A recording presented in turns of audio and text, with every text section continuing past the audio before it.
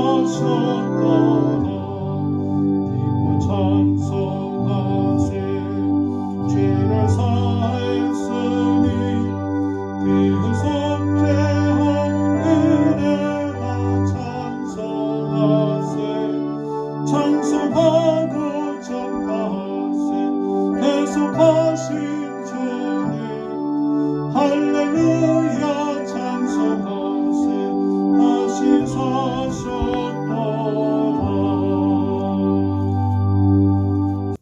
요한복음 20장 24절로 31절.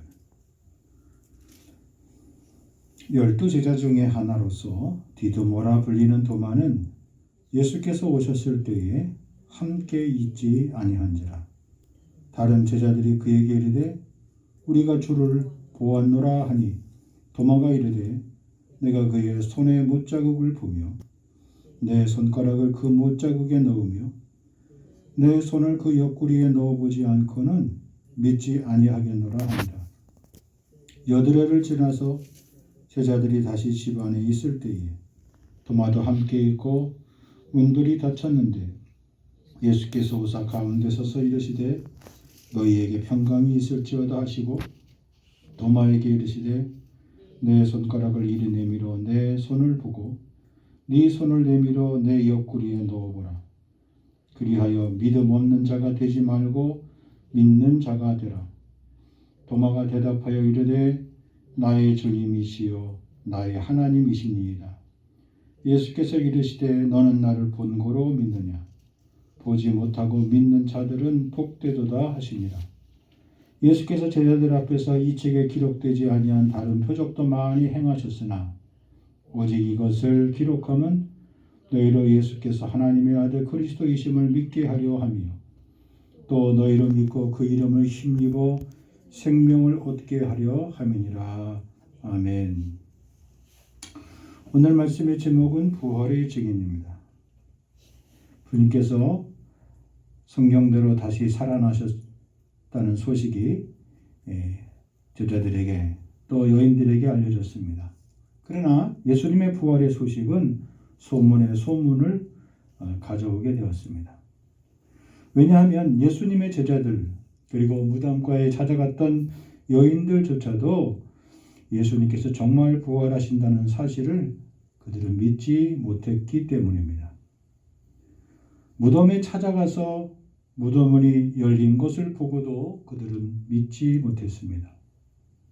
무덤 안에 들어가서 가지런히 정돈된 세마포 옷을 보고도 믿지 못했습니다. 무덤 안에 흰옷 입은 천사들이 나타나 주님이 다시 살아나셨음을 전파하여도 믿지 못했습니다. 그리고 막달라 마리아에게 주님이 친히 마리아야 불러주셨음에도 불구하고 저들은 믿지 못했습니다. 부활의 소식을 믿게 된 막달라 마리아는 달려가서 제자들에게 부활의 소식을 전했습니다. 그럼에도 제자들은 예수님의 부활을 믿지 못했습니다. 그리고 주님께서 안식 후 첫날 저녁에 제자들이 모여있는 곳에 나타나셔서 너희에게 평강이 있을지어다 위로하시고 저들에게 자신의 손과 옆구리를 친히 보여주셨음에도 불구하고 저들은 여전히 믿지 못하는 삶의 자세를 갖고 있었습니다. 그 가운데 오늘 본문의 도마는 여드레가 지나서 주님이 다시 나타나기 전까지 절대로 자신의 눈으로 확인하기 전에는 예수님이 부활하셨음을 믿지 못하겠다고 그렇게 강변했습니다. 오늘 본문의 말씀을 통하여 우리는 믿음이 어디서 나오는지 다시 한번 돌이켜볼 수 있기를 바랍니다. 여러분, 믿음은 어디서 나옵니까? 믿음은 어디로부터 시작됩니까? 바로 부활의 능력에서 시작됨을 알 수 있습니다. 어둠과 사망 권세를 다스리는 사탄은 절대로 우리로 하여금 부활의 능력을 알지 못하도록 불신의 씨앗을 뿌려놓고 있습니다. 염려와 근심과 걱정과 두려움과 눈물과 비탄과 낙심과 좌절과 불안과 초조와 우울감을 우리에게 끊임없이 뿌려줘서 부활의 능력을 힘입지 못하고 부활의 능력을 믿지 못하게끔 사단은 지금도 방해를 하고 있습니다. 예수님의 생애를 가장 가까이서 지켜본 제자들조차도 저들은 부활하신 주님을 믿을 수 없게 만들었다는 사실을 우리는 잊지 말아야 할 것입니다. 그러므로 부활의 능력은 오늘 우리들에게 가장 중요한 회복되어야 될 우리 신앙의 우선 과제임을 깨달아야 될 줄 믿습니다. 여전히 오늘도 사탄은 우리로 하여금 부활의 아침에도 우리를 낙심케 만듭니다. 절망케 만듭니다. 좌절시킵니다. 온갖 세상에 대한 걱정과 두려움이 우리를 휩싸게 만듭니다. 앞날에 대한 불안과 그리고 걱정과 근심과 우리의 삶의 먹거리와 우리의 자녀들의 앞날을 준비하는 것 가운데 늘 불안하고 걱정하게 만듭니다. 그래야 우리를 여전히 사단의 수하에서 부릴 수 있기 때문에 우리를 끊임없이 그렇게 몰아갈 것입니다.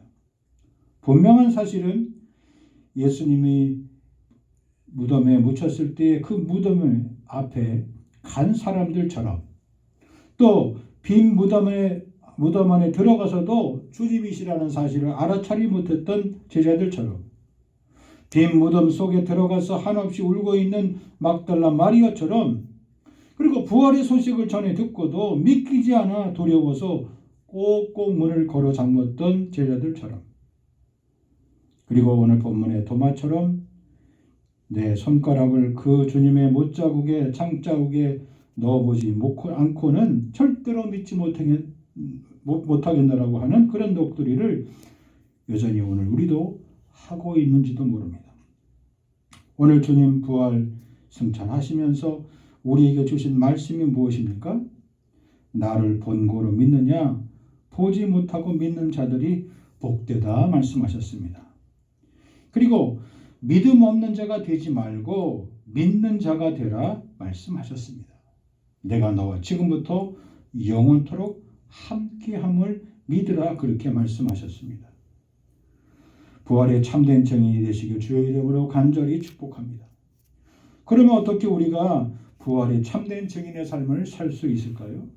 첫째로 주님이 직접 내 마음에 찾아오시도록 해야 합니다. 주님은 그냥 사람의 몸으로 찾아오신 것이 아니라 부활하신 신령한 몸으로 찾아오셨습니다. 주님은 시간과 공간의 제약을 받지 않으셨습니다. 문이 닫혀 있는데 그들에게 나타나 주셔서 그들에게 참 평안을 주셨습니다. 주님은 때로 여인들에게도 나타나셨습니다. 시리와 낙심과 절망에 빠져서 엠마오로 내려가던 제자에게도 주님이 친히 나타나 말씀해 주시고 성경을 풀어주셨습니다. 누가복음 24장 33절에 보면 곧 그때로 일어나 예루살렘에 돌아가 보니 11 제자 및 그들과 함께한 자들이 모여있어 말하기를 주께서 과연 살아나시고 시몬에게 보이셨다 하는지라. 두 사람도 길에서 된 일과 예수께서 떡을 떼심으로 자기들에게 알려주신 것을 말하더라. 베드로는 훗날 디베라 바다에서 밤새워 고기 잡은 후 찾아오신 주님을 만나뵙게 되고 주님 앞에 엎드리게 되었습니다. 나의 주시며 나의 하나님, 그 하나님께서 친히 자기를 찾아오셨다는 사실을 믿게 되었던 겁니다. 내 양을 먹이라, 내 양을 치라, 내 양을 돌보라는 주님의 명령을 듣고 베드로는 진정 주님과 함께 남은 생을 살 수 있고 부활의 증인된 삶을 살아가게 되었던 겁니다. 이처럼 부활하신 주님은 오늘도 제자들에게 찾아오셨듯이 오늘 우리들에게 마음에 우리들의 삶 속에 찾아오십니다. 그리고 마음이 상한 저들을 고쳐주십니다. 저들에게 평강을 주셨습니다. 세상이 주는 평안이 아니라 절대적인 주님이 주시는 참 평안입니다. 참 평강을 우리에게 주십니다. 저들의 불신과 저들의 배신을 꾸짖지 아니하셨습니다. 시편 103편 10절에 보니까 우리의 죄를 따라 우리를 처벌하지는 아니하시며 우리의 죄악을 따라 우리에게 그대로 갚지는 아니하셨습니다. 여러분, 우리가 행한 대로 주님이 우리의 행동을 갚으신다면, 물으신다면, 책임을 물으신다면 누가 주님 앞에 설 자가 있겠습니까? 누구든지 주님의 십자가를 바라보고 누구든지 주님 앞에 살아갈 수 있는 그 힘과 용기와 믿음과 능력을 주셨는데 그것이 부활의 첫 선물인 겁니다. 주님의 평안, 주님의 참 평강, 주님이 참 주시는 평화의 축복인 겁니다. 이런 복이 우리의 마음속에서 사라지지 않기를 원합니다. 에베소서 2장 14절 이하에 그는 우리의 화평이신지라 둘로 하나를 만드사 원수된 것 곧 중간에 막힌 담을 자기 육체로 하시고 법조문으로 된 계명의 율법을 폐하셨으니 이는 이 둘로 자기 안에서 한 세 사람을 지어 화평하게 하시고 또 십자가로 이 둘을 한 몸으로 하나님과 화목하게 하려 하심이라. 원수된 것을 십자가로 소멸하시고 또 오셔서 먼 데 있는 너희에게 평안을 전하시고 가까운 데 있는 자들에게 평안을 전하셨으니 이는 그로 말미암아 우리 둘이 한 성령 안에서 아버지께 나아감을 얻게 하여 하심이라. 아멘. 한 성령 안에서 하나님 아버지 앞에 나아감을 얻게 하려 한다는 겁니다. 로마서 5장 1절 그러므로 우리가 믿음으로 의롭다 하심을 받았으니 우리 주 예수 그리스도로 말미암아 하나님과 화평을 누리자. 주님은 우리에게 찾아오셨습니다. 누구든지 주 예수를 영접하는 자, 뜻대로 부르심을 받은 자, 하나님의 자녀가 되는 권세를 주실 뿐만 아니라 우리의 삶의 모든 것이 합력하여 선을 만들어내는 역사가 있기를 주님이 우리에게 축복해 주셨습니다. 그 귀한 은혜와 그 귀한 축복이 부활의 아침 여러분에게 임하기를 주의 이름으로 간절히 축복합니다. 두 번째로 주님은 우리를 안심시킵니다. 주님은 제자들에게 마음을 평안케 해주셨습니다. 안심하라 내니 두려워 말라 말씀하셨습니다. 두려움을 떨치게 해주셨습니다. 주님은 제자들에게 자신의 못자국난 선과 옆구리를 친히 보여주셨습니다. 아직도 주님이 정말 다시 부활하셨는지 믿지 못하는 저들에게 주님의 다시 살아나신 것이 참인지 거짓인지 분간할 수 있는 그런 장소를, 그런 기회를 친히 마련해 주셨습니다. 예수님이 고난당하신 예수님의 몸의 상처는 구원의 값을 지불하셨던 증거가 됩니다.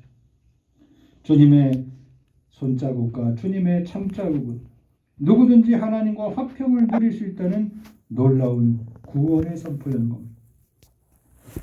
예수를 믿는 사람들은 누구나 주님이 주시는 평강을 얻을 수 있다는 특권을 우리에게 약속해 주셨습니다. 주님 우리 죄 때문에 죽으셨다는 사실, 주님 우리에게 영원한 생명을 주셨다는 사실, 그리고 지금도 나를 위해 우리를 위해 하나님 보좌 앞에서 우리를 지켜주시기 위해서, 우리를 도와주시기 위해서, 우리를 모든 두려움에서 보호해 주시기 위해서 우리를 위하여 친히 간구하시는 주님, 그 주님이 우리에게 안심시키는 평안을 주셨다는 사실입니다. 어디를 가든지 누굴 만나든지 무슨 일을 하든지 주님께서 이 시간 말씀하시는 그 음성을 듣기를 원합니다. 안심하라 내니 두려워 말라. 염려하지 말라. 걱정하지 말라. 주님께서 제자들을 안심시켜 주셨습니다.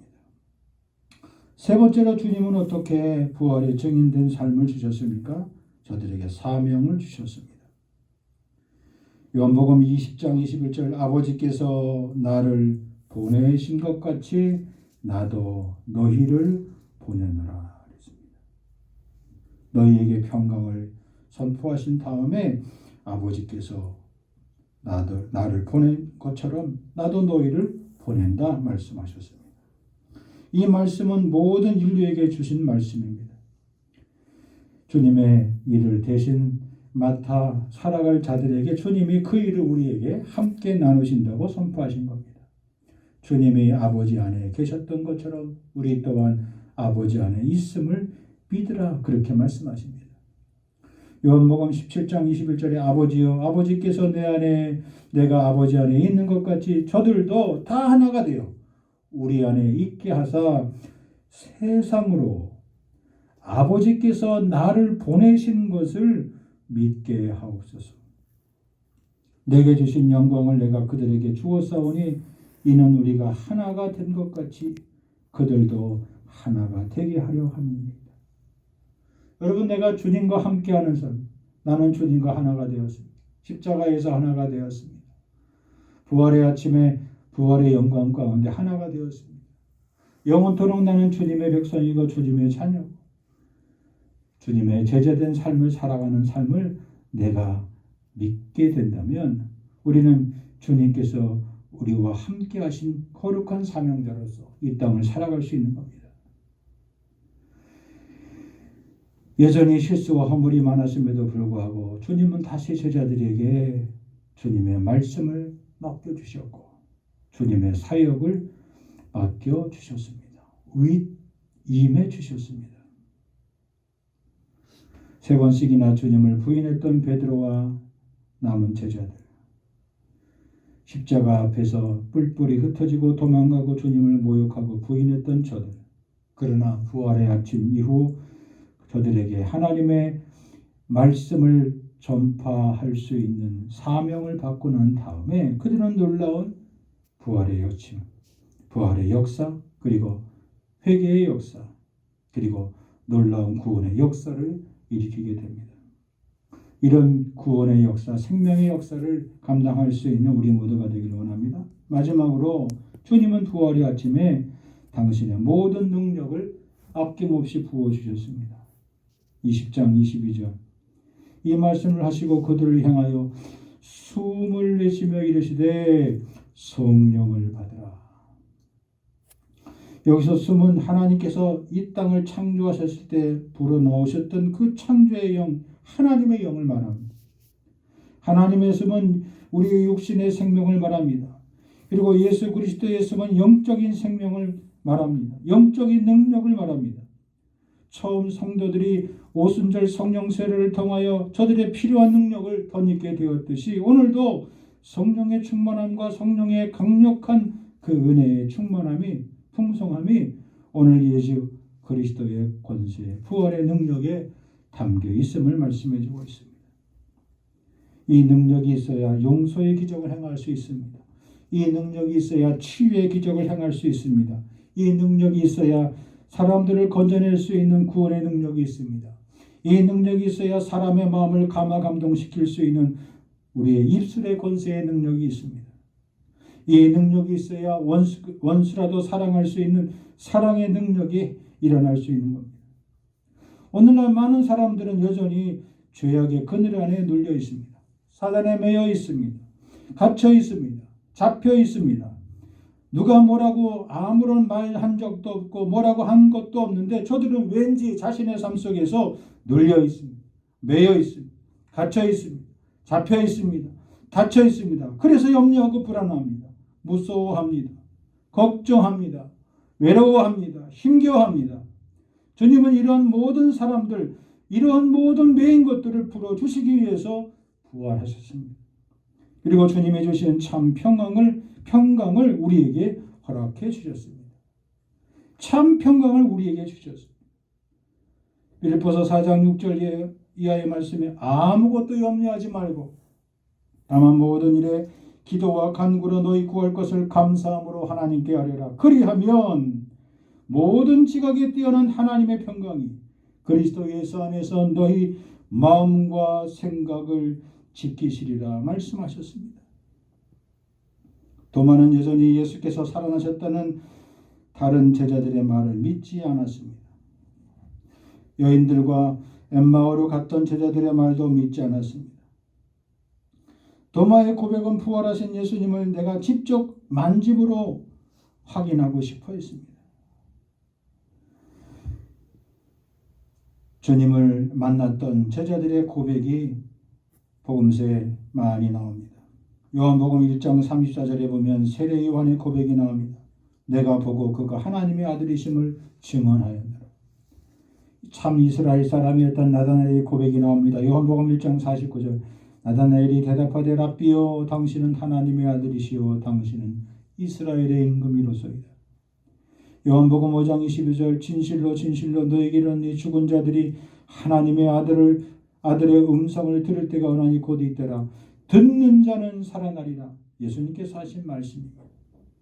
요한복음 10장 36절 하물며 아버지께서 거룩하게 하사 세상에 보내신 자가 나는 하나님의 아들이라 하는 것으로 너희가 어찌 참남하다 하느냐 신성모독이라 하느냐. 베드로의 유명한 고백입니다. 우리가 주는 하나님의 거룩하신 자인 줄 믿고 알았사옵나이다. 5,000명을 먹이시고 난 다음에 주여 영생의 말씀이 여기 계셨는데 우리가 네게로 가오리까. 우리가 주는 거룩하신 하나님의 거룩하신 자이신 줄 믿고 알았사옵나이다. 베드로의 고백이 나옵니다. 날 때부터 앞을 보지 못한 맹인 소경이 고백합니다. 9장 35절 예수께서 그들이 그 사람을 쫓아냈다는 말을 들으셨더니 그를 만나서 이르되 네가 인자를 믿느냐 대답하여 이르되 주여 그가 누구시오니까 내가 믿고자 하나이다.